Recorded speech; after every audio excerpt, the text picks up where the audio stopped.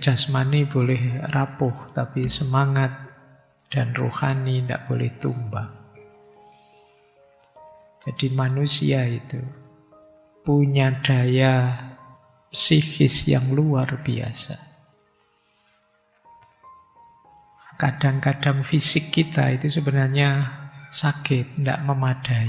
Tapi ketika dorongan jiwa sangat kuat, ketika semangat meluap-luap, meledak-ledak, itu kadang-kadang halangan fisik itu bisa diatasi.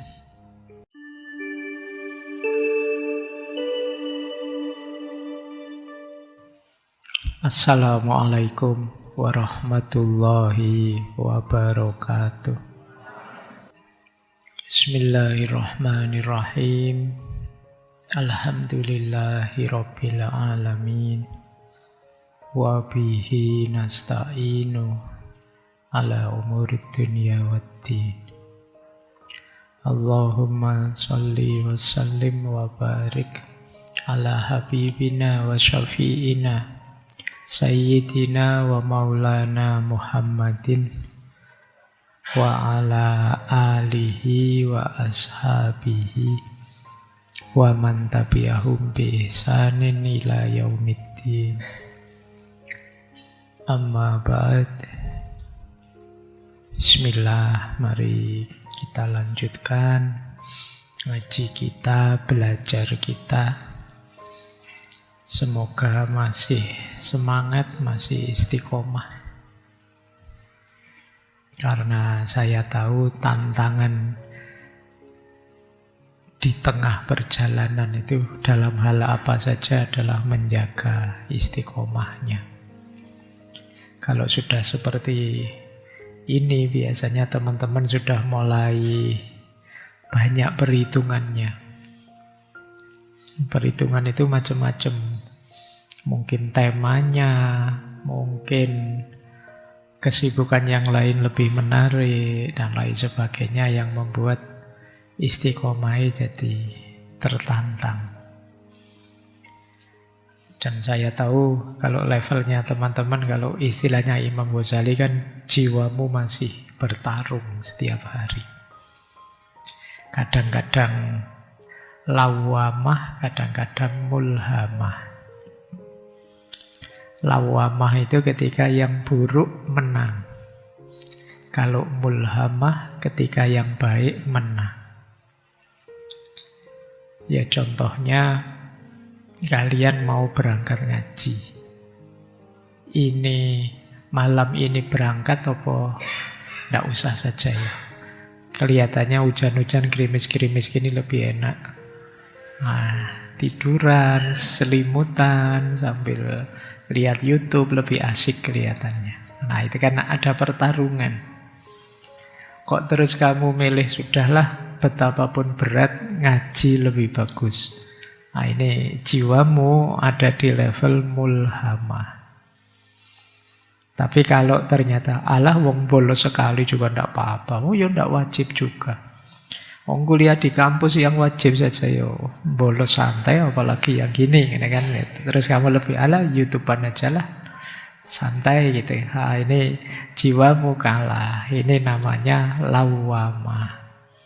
Jadi levelmu itu senantiasa naik turun antara lawamah dan mulhamah. Kalau kalian bisa naikkan kelas sedikit menjadi jiwa yang mutmainnah, maka sudah tidak ada lagi pertarungan. Otomatis kamu milih yang baik. Tidak pakai terlalu banyak pertimbangan. Berarti jiwamu sudah mutmainnah. Hati-hati kalau ternyata kamu ada kebalikannya. Kalau mutmainnah kan otomatis milih yang baik. Ada kondisi jiwa paling rendah, namanya level amarah. Kalau jiwa amarah, otomatis milih yang jelek. Tidak ada pertarungan juga. Jadi tidak pakai tarung-tarung apa, hujan-hujan ya santai, sudah YouTubean, tidak pakai ngaji tidak ya, tidak ada itunya, sudah otomatis. Jadi tidak pakai dipikir lagi milih yang buruk, namanya amarah. Jadi kalau jiwamu isinya adalah nyaman dengan keburukan, kamu ada di amarah. Jadi jahat tapi tenang, itu amarah. Buruk tapi nyaman. Bikin hoax, sukses, kamu gembira. Padahal bikin hoax itu bohong. Tapi kamu gembira, bahkan kamu merasa itu benar loh. Wong yang bikin hoax kamu sendiri. Nah ini namanya jiwa yang amarah. Nyontek, sukses, nilaimu tinggi, seneng. Ini hati-hati, jiwamu bisa masuk kategori amarah. Nyaman dengan keburukan. Baik, ini bagian dari refleksi ya, muhasabah pada diri kita. Ya sekali-sekali kita harus nengok diri kita. Sedang ada di posisi mana. Jangan sombong yang sudah merasa mutmainnah. Karena begitu kamu sombong, kamu sedang turun. Sudah tidak mutmainnah lagi. Karena tidak mungkin orang jiwanya mutmainnah sombong. Tapi juga jangan putus asa kalau masih ada di bawah. Asal kamu sadar, kemudian berniat untuk memperbaikinya, saat itu juga kalian sudah mulai naik kelas. Oke, baik. Oke, kita lanjutkan ngaji kita malam hari ini. Kita akan membahas beliau yang namanya sering sekali kita sebut. Yang namanya Jenderal Sudirman. Yuk, bismillah kita mulai belajar ya. Apa saja teladan yang bisa kita ambil dari beliau. Yang pertama tentu saja ketangguhan dan keteguhan hati. Tadi ya kita ceritakan bagaimana dalam kondisi sakit beliau memimpin perang gerilya. Saat sudah turun gerilya itu sebenarnya sakitnya sudah parah. Beliau paru-parunya sudah tinggal satu yang berfungsi. Tapi 7 bulan harus keluar masuk hutan, sungai, lembah. Jadi ini prinsip ya kalau di perjuangan itu ya jasmani boleh rapuh. Tapi semangat dan rohani tidak boleh tumbang. Jadi manusia itu punya daya psikis yang luar biasa. Kadang-kadang fisik kita itu sebenarnya sakit, tidak memadai. Tapi ketika dorongan jiwa sangat kuat, ketika semangat meluap-luap, meledak-ledak, itu kadang-kadang halangan fisik itu bisa diatasi. Kalau pakai bahasamu hari ini itu, kalau kalian sudah passionmu, kesenanganmu, itu kan kadang-kadang kamu capek, tidak peduli. Ngantuk, tidak peduli. Lemes, tidak peduli. Sampai kalian main game sampai jam 12 malam. Sampai jam 1 itu kan kalau kalian mabar lah, opolah main game itu.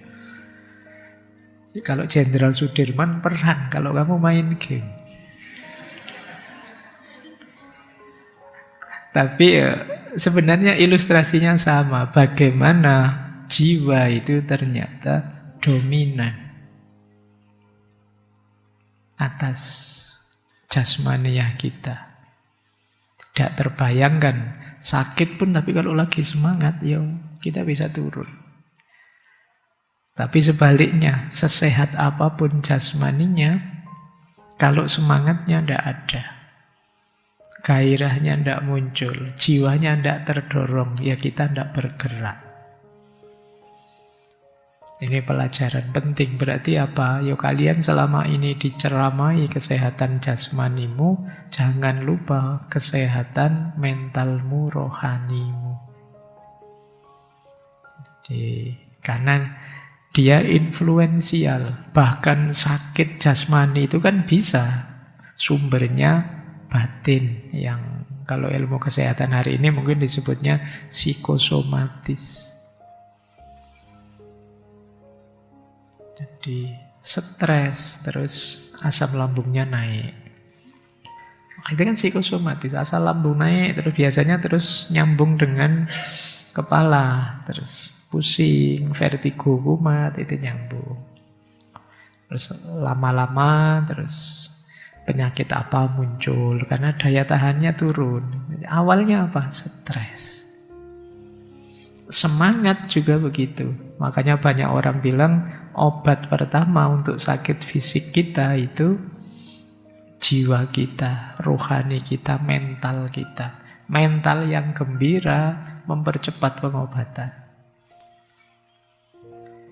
Baik, ini dicontohkan oleh Jenderal Sudirman. Bahkan sesakit itu pun karena semangatnya, karena cintanya pada tanah air, masih bisa turun gunung, naik gunung. Manusia, kalau kata Viktor Frankl, banyak digerakkan oleh makna hidupnya. Jadi, dengan punya makna hidup, kamu semangat menjalaninya. Yang kedua, pelajaran penting dari Jenderal Sudirman adalah hidup dengan berprinsip. Jadi, kenapa sih beliau mau secapek itu, serepot itu? Apa sih gunanya? Wong yo dalam tanda petik ya, kemungkinan kalahnya besar melawan kekuatannya Belanda saat itu. Tapi beliau punya prinsip yang tidak boleh dinego, apapun situasinya. Jadi ini yang makanya judul kita itu berjuang dengan prinsip. Beliau punya prinsip kesetiaan, beliau punya prinsip cinta tanah air, beliau punya prinsip tentara harus ada di medan perang, bukan di meja perundingan. Ini prinsip beliau. Sehingga apapun kondisinya, untuk hal ini tidak berani nego. Bahkan dilarang oleh dokternya pun, beliau tetap bantah. Jadi kata beliau, kalau kemarin-kemarin saya ikut petunjuknya dokter, tapi kali ini situasinya tidak memungkinkan, saya harus turun. Kenapa begitu? Prinsip. Jadi hidup dengan punya prinsip itu hidup yang bernilai. Jadinya apa? Kita punya kebanggaan pada diri kita. Kita menganggap diri kita itu bernilai. Antara lain, kita komit, kita setia dengan prinsip-prinsip yang kita anggap baik. Saya tidak tahu kalian pernah tidak merenung agak dalam, aku ini dalam hidup ini nilai apa sih? Atau prinsip apa sih yang aku bela mati-matian? Jadi yang aku tidak mau nego dengan siapapun.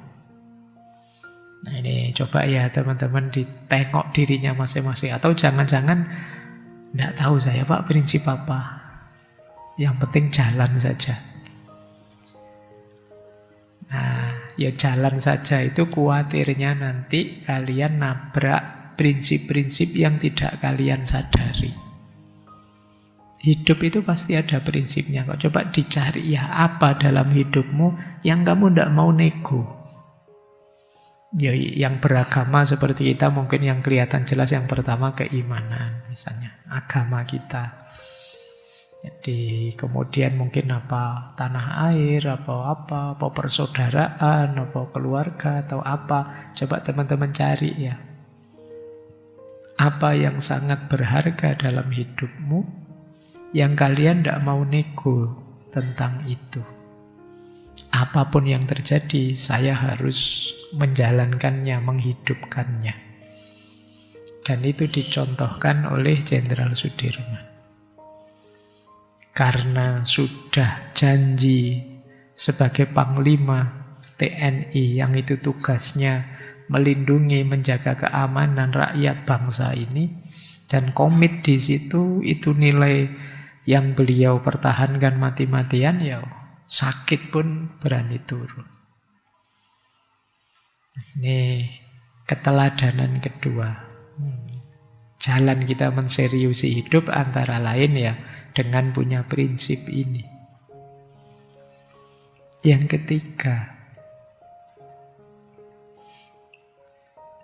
prinsip melayani. Ini lanjutannya yang tadi ya. Kepemimpinan beliau itu kepemimpinan yang melayani. Beliau tidak minta dihormati, beliau tidak minta diberi gelar, diakui jasanya, karena kehormatan bagi beliau adalah bisa menjalankan amanah sepenuhnya.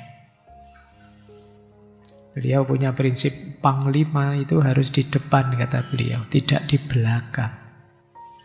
Bayangkan waktu gerilya itu kan beliau kadang-kadang harus ditandu. Tapi kan di depan beliau. Yang nandu juga di depan jalannya. Karena Panglima itu harus di depan, kata beliau.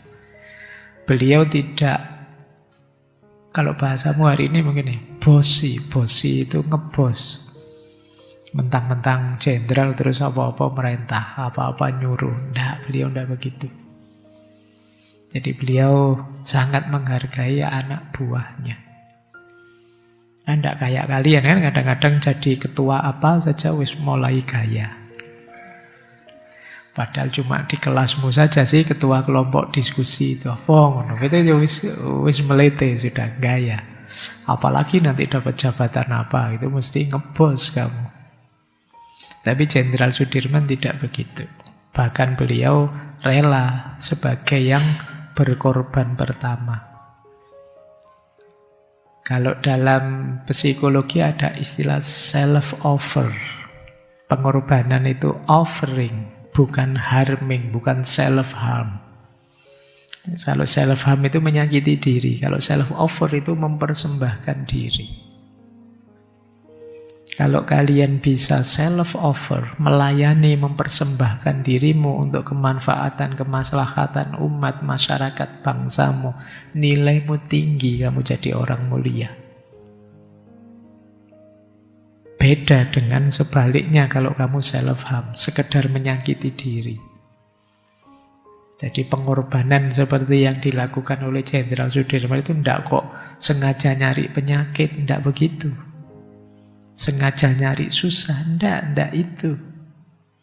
Karena ada prinsip lebih tinggi yang ingin beliau capai. Yang lebih tinggi dibandingkan sakit dan tidak sakitnya jasmani. Yaitu apa? Kemerdekaan. Tanah air, rakyat yang harus dibela, itu bagi beliau lebih tinggi dibandingkan rasa sakitnya. Makanya tidak apa-apa menerima sakit, tapi diri ini masih berguna untuk nilai yang lebih tinggi tadi. Nah, kalian dalam hidup nanti kadang-kadang mengalami ini.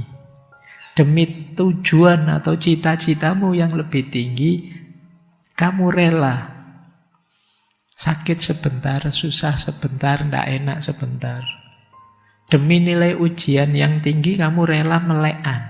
Nah, ini self-offering, mempersembahkan dirimu untuk nilai yang lebih tinggi. Ini contoh kasarnya begitu. Demi bisa membahagiakan orang tuamu, kamu self-offering, mempersembahkan dirimu, melakukan ini, melakukan itu meskipun berat. Beda dengan yang kamu melekan sampai jam 1 tadi hanya untuk mabar misalnya, hanya untuk main game lah. Ini bisa saja self-harm. Kamu menyakiti dirimu sendiri yang tidak ada hasilnya. Jadi nanti kalau ada orang Misalnya kamu belajar serius, banyak baca, terus ada yang ngeritik, alah hidup jangan seserius itulah, ya dinikmati.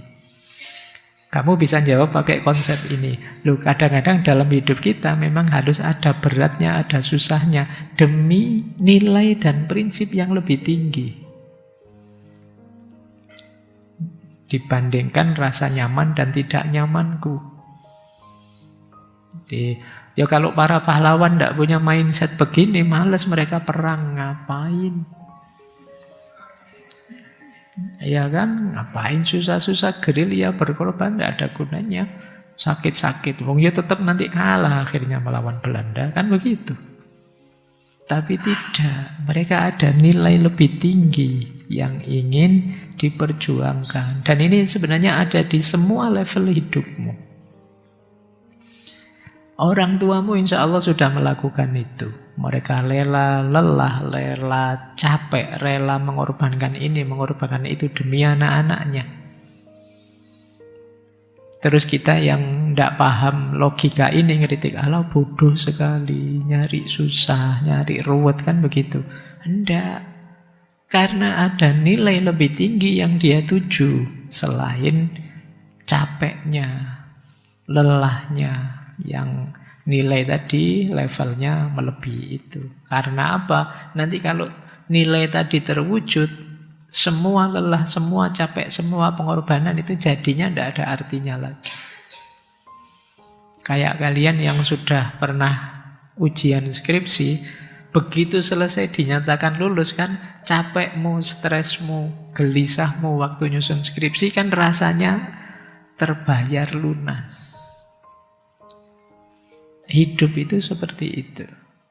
Jadi saya yakin Jenderal Sudirman juga tidak kok terus melakukan hal konyol, menyulitkan diri, tidak. Beliau justru sangat bangga dengan dirinya, mau berkorban untuk nilai yang lebih tinggi.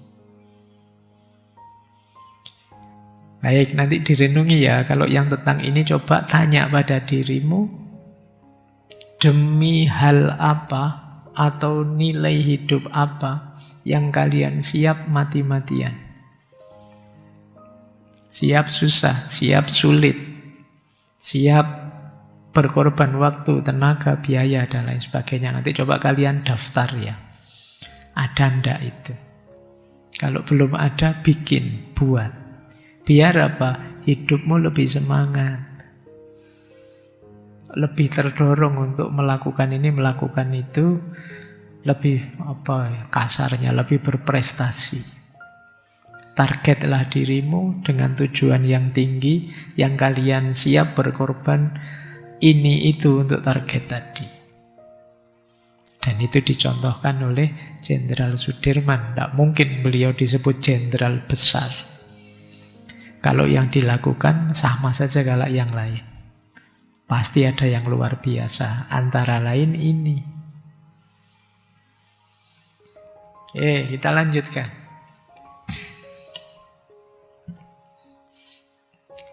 Nah, pelajaran juga dari Jenderal Sudirman adalah kesadaran kebersamaan. Jadi dia tidak menonjol-nonjolkan dirinya bahwa saya yang paling berjasa. Beliau sadar sehebat-hebatnya aku, kalau sendirian juga tidak ada nilainya. Dan itu kelihatan ketika beliau mengatakan, ya perjuangan ini tidak milikku, bukan miliknya satu orang. Perang ini bukan milik satu dua orang, tapi ini perjuangan semua rakyat, semua umat. Jadi bahkan yang tidak terjun langsung. Bayangkan gerilya itu kalau tidak didukung oleh rakyat tidak akan jalan. Maka ini yang disebut kesadaran kolektif. Kalau di organisasi ada istilah kesadaran kolegial, kolaboratif. Sehebat apapun kita, tidak mungkin kita bisa sukses sendirian. Jadi efeknya apa kesadaran ini? Tidak memandang rendah orang lain. mengakui kontribusi orang lain dalam hidup kita. Kadang-kadang kita itu kalau sukses menganggap bahwa yang hebat itu aku. Yang luar biasa itu aku. Kita lupa bahwa kemarin yang bantu kita banyak. Sekedar skripsi saja tadi saya contohkan ya. Begitu lulus kamu lupa temanmu yang nyarikan buku. Kamu lupa temanmu yang bantu nerjemah. Kamu lupa temanmu yang ngeritik ini, ngeritik itu. Kamu nganggap itu hasilku, wong skripsiku. Mental ini yang kadang-kadang jadi penyakit dalam hidup kita. Kalau sukses, ngaku bahwa aku yang paling hebat, yang sukses, tapi begitu gagal, nyari kambing hitam. Ini mesti gara-gara temanku ini, kalau aku lagi belajar senengannya nyetel musik keras-keras. Ini mesti kamu noting kemana-mana kalau gagal. Begitu sukses, ngaku bahwa dirimu yang sukses tanpa bantuan orang lain. Kamu tidak sadar mungkin temanmu waktu lihat kamu belajar terus diam-diam dia matiin musiknya. Kasihan temanku belajar, itu kontribusi juga. Tetanggamu yang punya bayi lihat kamu belajar terus bayinya nangis, dia bawa menjauh, khawatir ganggu kamu. Kamu tapi nggak ngitung itu kan. Jadi kamu ngerti enaknya saja, nyamannya saja. Padahal bantuan orang sekelilingmu langsung dan tidak langsung itu pasti banyak. Oke, nah kesadaran ini penting. Dicontohkan juga oleh Jenderal Sudirman. Seperti yang bolak-balik saya ceramahkan itu kan di sesi kebersamaan. Ada kalimat luar biasa dari budaya Afrika Selatan. Budaya Afrika yang dulu waktu di sesi kebersamaan itu kan ada kalimat Ubuntu. Iya, yang program saingannya Windows itu. Sekarang tidak tahu nasibnya gimana. Padahal itu kata itu artinya bagus. Yaitu aku ada karena kita ada. Ya kan, dulu di sesi kebersamaan saya ceritakan itu satu ketika ada seorang antropolog yang meneliti di Afrika, di suku Zulu, kemudian melihat anak kecil-kecil banyak main di lapangan. Terus dia menguji anak kecil-kecil itu dengan beli buah satu keranjang. Terus dia teriak pada anak-anak tadi, wahai anak-anak, ayo lari ke sini. Siapa yang nyampe sini duluan, hadiahnya satu keranjang buah ini. Yang dilakukan oleh anak-anak yang sedang main apa? Dia tidak berlomba lari cepet-cepetan. Mereka malah rangkul-rangkulan, terus jalan bersama, terus buahnya diambil bareng-bareng, dimakan bareng-bareng. Waktu mereka ditanya, loh kok begitu? Kan tadi kalau kamu balapan lari nanti ada yang dapat satu keranjang penuh.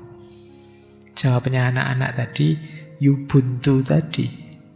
Yang artinya, aku ada karena kita ada. Jadi, tidak mungkin ada aku kalau tidak ada kita. Maksudnya apa? Kalau aku yang seperti ini ya hasil dari kita. Hasil dari lingkungan, masyarakat, dan lain-lain yang membentukku. Ngaji filsafat ini jangan dikira hanya saya. Kalau aja saya di sini ngoceh kayak gini, tidak ada kalian. Dianggap orang tidak waras saya. Apalagi ngomong filsafat, itu tambah. Ya kan, kalau tidak ada kalian bayangkan ada ngoceh filsafat Pak itu waras apa ndak. Di depan imamannya masjid loh malahan. Karena kan bisa begitu, tapi jadi safe aman ada kalian. Kalian juga begitu. Tidak ada saya juga tidak jalan. Tidak ada temenmu misalnya kamu sendirian sama saya di sini, jadi grogi kamu nanti. Ya kan? Tidak. Ini terselenggara karena kita semua. Kita semua. Jadi aku ada karena kita ada. Ini yang sangat disadari oleh Jenderal Sudirman. Terus pelajaran dari beliau, kata beliau, tanah air bukan hanya kata, tapi ibu yang kedua. Ini cinta tanah air. Jangan hanya melihat politiknya, jangan hanya melihat keruwetan hidupnya yang sekarang kalian nyinyiri habis-habisan. Semoga meskipun kamu sekecewa apapun, setidak puas apapun dengan situasi hari ini, cintamu pada tanah air tidak berubah. Jadi kalau tokoh-tokoh zaman dulu sering menyebut tanah air itu ibu pertiwi. Jadi seperti ibu kita. Iya, ada banyak yang tidak beres, ada situasi yang kurang memuaskan, ada problem yang begitu mengecewakan. Tapi semoga kecewamu, tidak puasmu, itu lahir karena cintamu pada bangsa ini. Jangan dibalik. Karena tidak puas, karena kecewa, terus kamu mensinisi, menganggap rendah, menganggap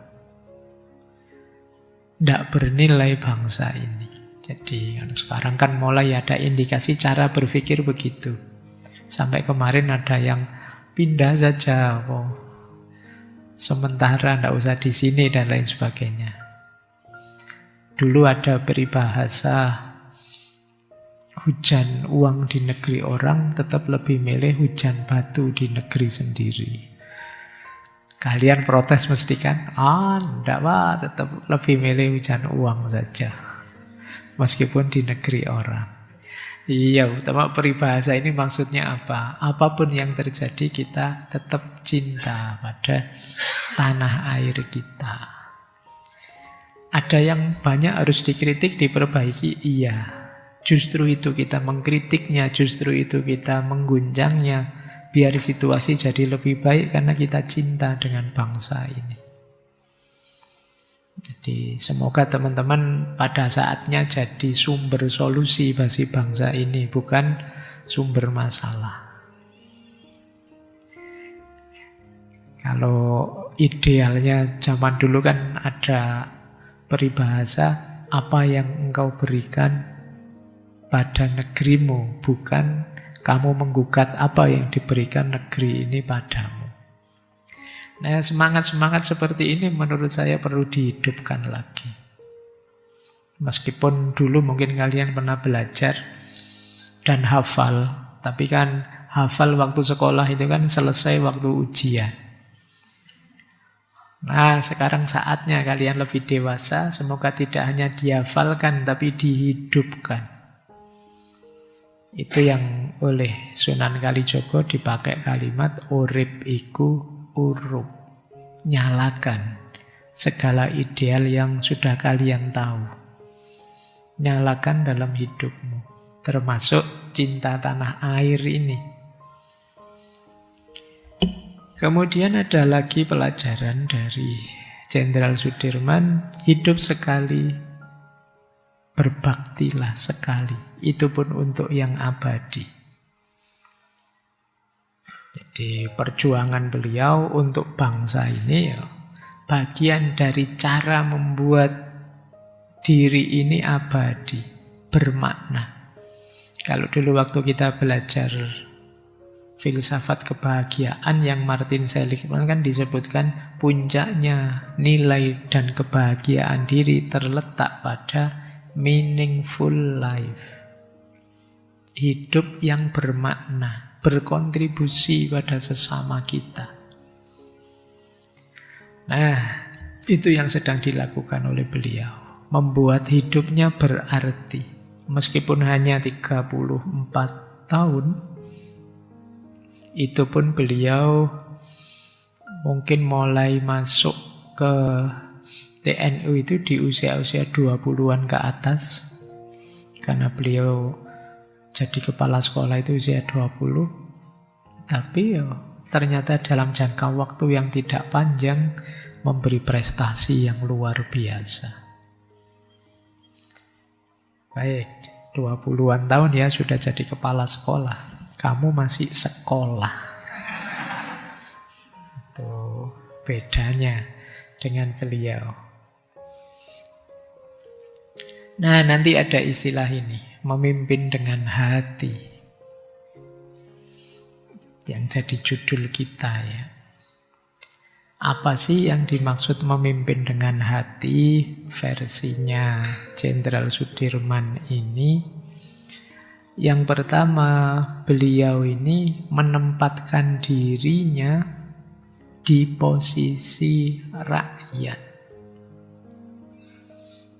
Jadi di posisi orang-orang yang lemah, di posisi orang biasa. Tidak memposisikan dirinya sebagai bangsawan, sebagai orang dengan jabatan tinggi, dan lain sebagainya. Kalau menggunakan bahasa agama, beliau selalu berpihak pada mustad'afun. Orang-orang yang dilemahkan oleh situasi, oleh struktur, oleh sistem. Ini khas gaya beliau.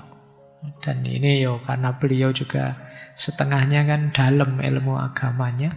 Sekolahnya juga agama, kepala sekolah, gurunya juga di SD Muhammadiyah. Beliau paham benar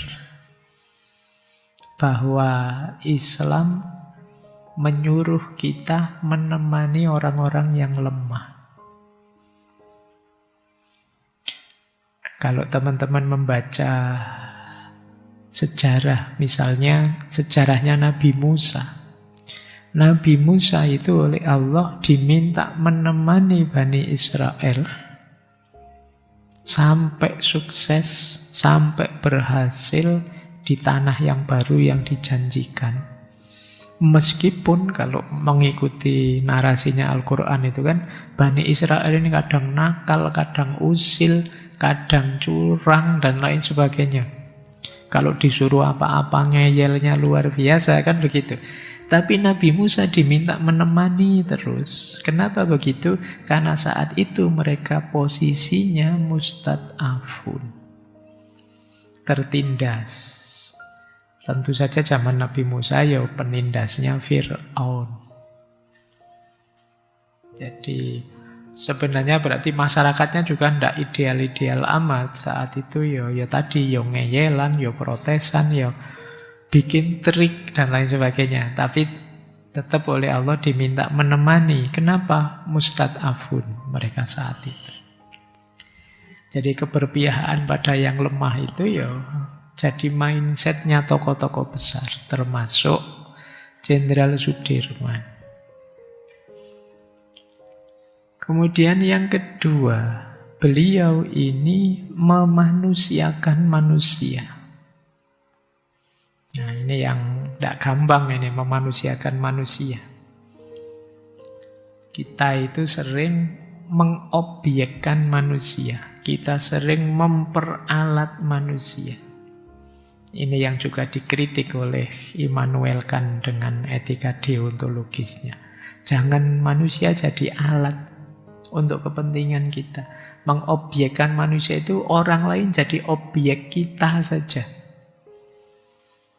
Kalian ngaji ini jadi objek saya biar saya terkenal misalnya.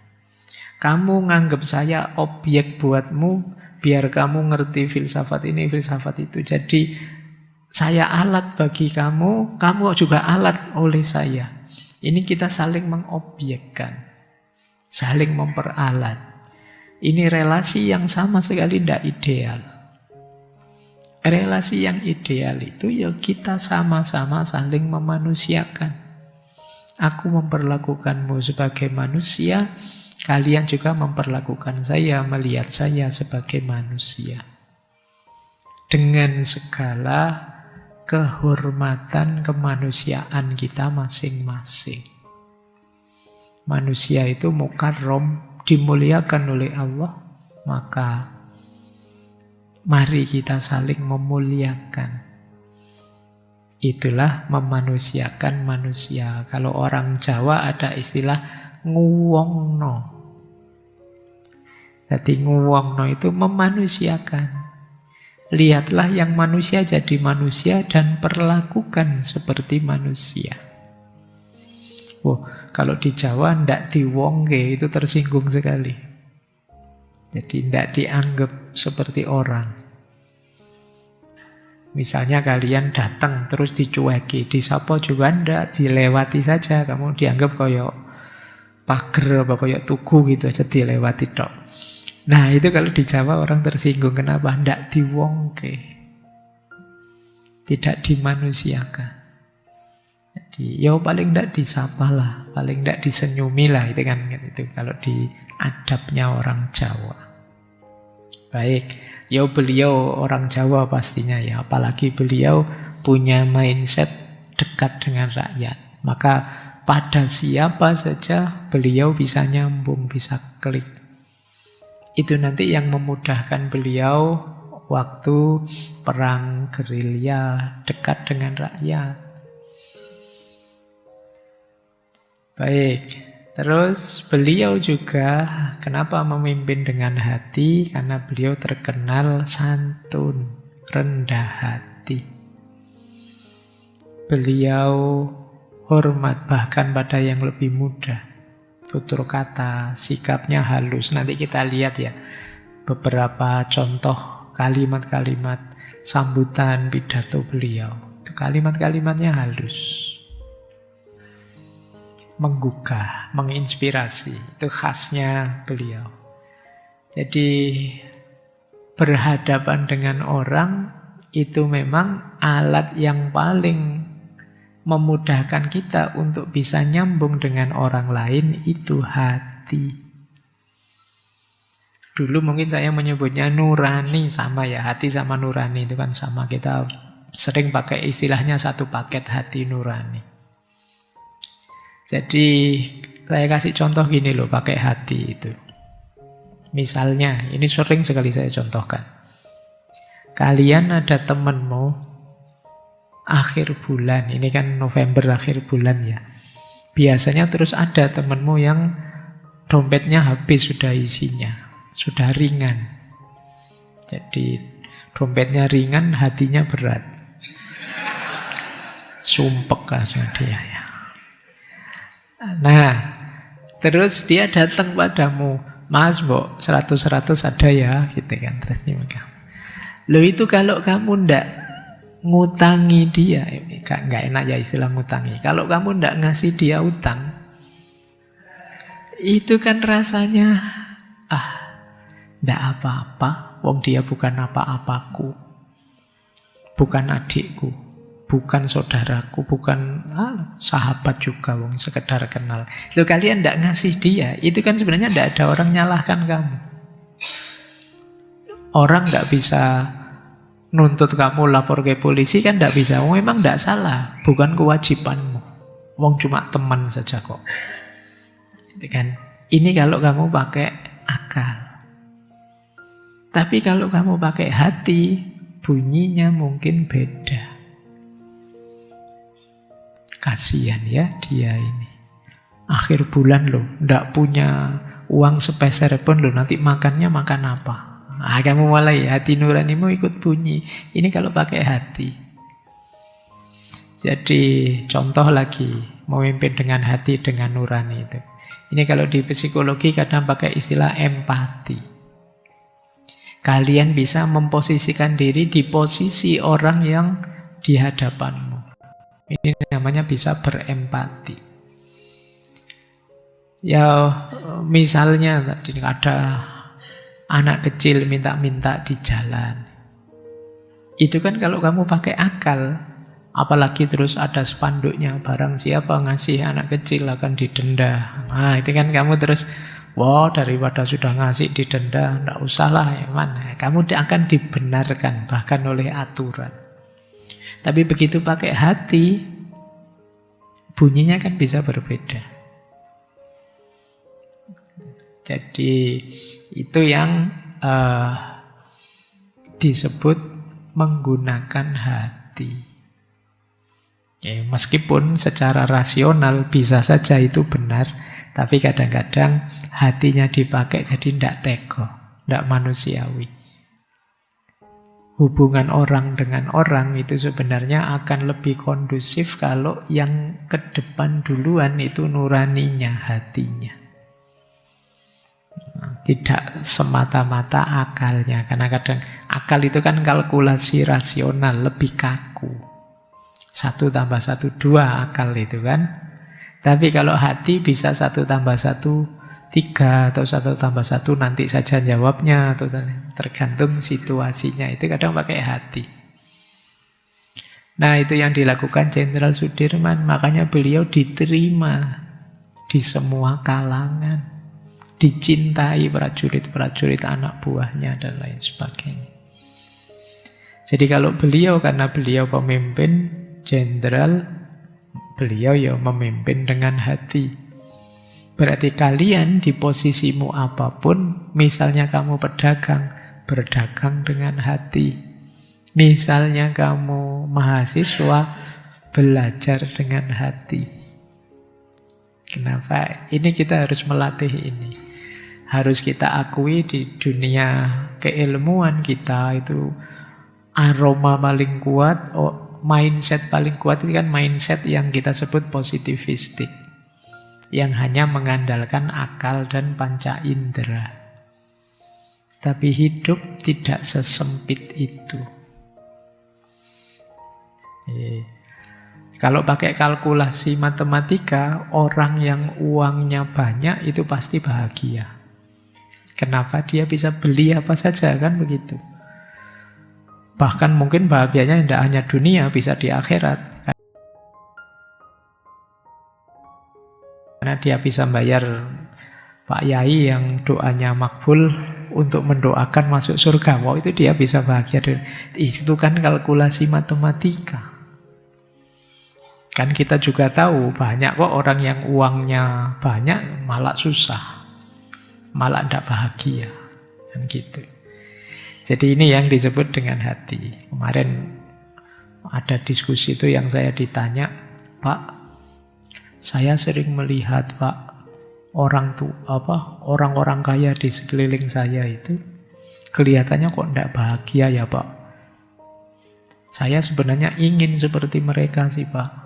Tapi kok berarti kekayaan itu tidak menjamin bahagia ya? Ya terus saya jawab, iya, karena orang kaya, uangnya banyak, hartanya banyak, itu tidak mesti bahagia. Tapi sampean yang iri dengan kekayaan itu pasti tidak bahagia. Jadi kalau dia yang uangnya banyak, ya bisa bahagia, bisa tidak. Tapi sampean yang iri dengan uangnya dia yang banyak, pasti tidak bahagia. Baik, ini ya contoh ya, memimpin dengan hati.